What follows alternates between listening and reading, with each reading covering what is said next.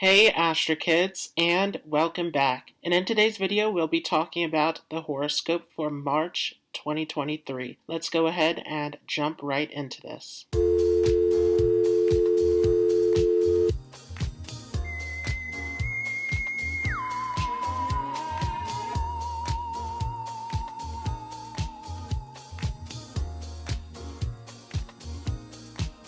Before we start, just a quick disclaimer. I am using Vedic Sidereal Astrology. So if you are using Western Tropical Astrology, make sure that you are taking away 23 degrees so that you have the correct interpretation. Also, this horoscope will be according to your moon sign or your ascendant sign. This will show you the most accurate results. The ascendant is all about your life path and the events that will play out for you. The moon sign is having to do with your mind and how you are perceiving things through your emotions and your physical body. So these are the most important points to see in your natal chart. The sun is your soul. So the soul is something that is hard to capture and that is deeper than this physical experience. So you want to see this horoscope from the ascendant or moon sign. So if you look up on the screen here, there are the dates of the transits that are happening during the month of March. And our first major transit here will be a full moon in Leo. This will take place in Purva Falguni. And Purva Falguni is about the union of polar opposites. This is a highly creative energy that is about procreation, that is about the enjoyment and entertainment, fully immersing yourself into the creative experience. And so this is an excellent full moon for any creative talents, abilities. Those of you who are entrepreneurs, artisans, this is an excellent energy for completing and cultivating your talents and abilities. Following this, on the 11th, we will see Venus entering into Aries. This is a very polarizing position because Venus is the ruler of Libra, which is sitting directly opposite to Aries. So we have two opposing energies that are coming together in this Venus-Aries. And this is going to make this a very intense energy. And this especially is going to be very intense at the beginning of this transit when we are going through the crossover from Pisces to Aries. This is going to fall under a Gandanta zone. So right before this transit of Venus and Aries and into the beginning part of this, between Revati and Ashwini, we have this karmic knot, this Gandanta zone. And this is where there can be some challenges and obstacles related to your relationships. So you want to be very careful about your decision making during this period.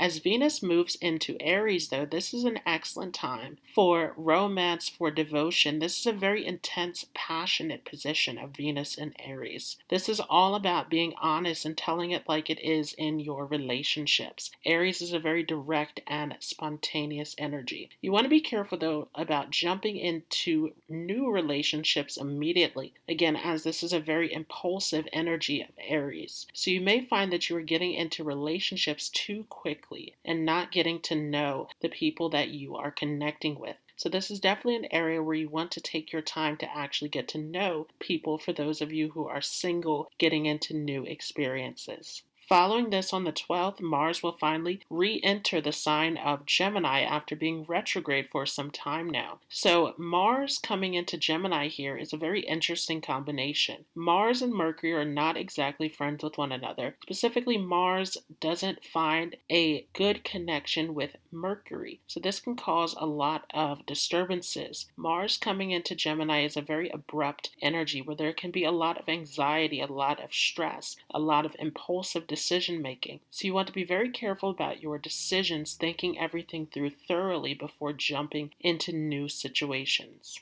This definitely is a time where you want to focus your energies constructively, as this changeable Gemini energy can scatter this Martian energy and determination into various areas of life.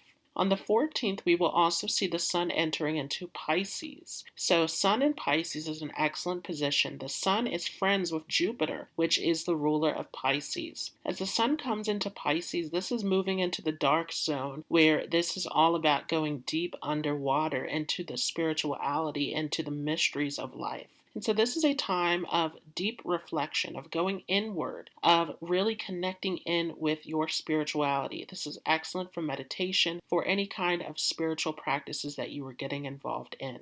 Sun in Pisces is also a very creative energy. This is excellent again for anyone who is involved in entrepreneurship, any kind of artistic fields. This is excellent for your creative expression. Following this, on the 16th, Mercury will enter into the sign of Pisces. Mercury is debilitated in Pisces, but Mercury is not completely weak in this position. When Mercury comes into Pisces, there may be some communication issues coming up during this time. You want to make sure that you're taking your time to make sure that you are clear in the way that you are coming across in your conversations. Mercury coming into the sign of Pisces, though, can give you a great deal of spiritual wisdom and knowledge. This is an excellent time of cultivating your spiritual practices and any kind of studies that you are getting involved in.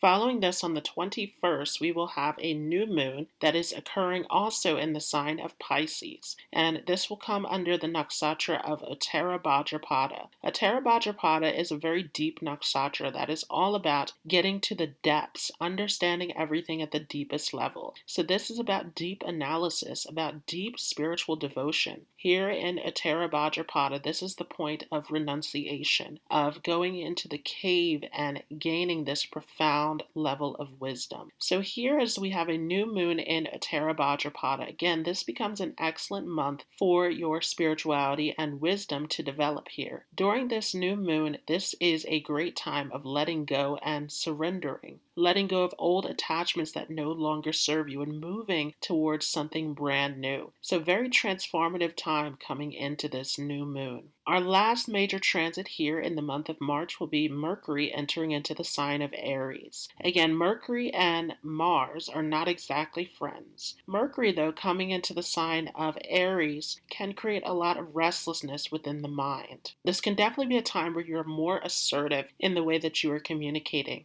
You want to be careful, though, about being too pushy, about being too much of this aggressive force of trying to move things forward, especially in the area of business. You want to take your time to make sure that you're looking over all of the details. Now, Mercury also will come into a conjunction with Venus, and this will create a yukta yoga, which is excellent for creativity and artistic expression. So once again, this whole month of March really is centered around this creative expression, this movement towards creativity, imagination, spirituality, really coming into this creative energy. So the major transits here are going to take place in the sign of Pisces, along with Aries. We're also going to see Mars moving into Gemini, and this will have a huge impact, especially for those of you who have Mars ruling over your Kendra houses. Along with this, once again, Mercury moving into that Aries sign, giving us a ton of energy mentally to be more active, more assertive in this area, but being careful of not being too impatient and rushing over those important details. For those of you with a Gemini moon or Gemini ascendant, this will be a major time as Mars is going to be transiting through your first house. So this is definitely going to make you more confident, courageous, bold, daring. This is a time where you're moving in new directions that you have been hesitating on in the past. Mars, of course, ruling over your 11th house makes you geared towards gains and your future hopes and dreams. So this is a very dynamic position where you are moving towards those ambitions and life. You do want to be careful, though, because Mars is also your 6th house lord, where you can attract a lot of enemies and rivalries at this time, as the way that you are expressing yourself can come across as too bold, as too aggressive, where you can actually create enemies in this area. So you want to be very careful about how you are expressing yourself and putting yourself out into the world. We will also see a full moon here in your 3rd house. Again, this is going to be excellent for your creativity. As the sun lights up this 3rd house here, this is excellent for any kind of hobbies, talents, interests that you are trying to develop in this area. You can find yourself being more talkative, more expressive during this transit. This is definitely a big time of you coming out and expressing yourself more through this transit. This can make your connection with your siblings and cousins very strong during this time as well. This is excellent for your studies, as this is going to aspect over to the 9th house from that 3rd house. So this is getting you very much interested in developing your skills and moving forward in your studies. Venus will enter into your 11th house. And this is excellent for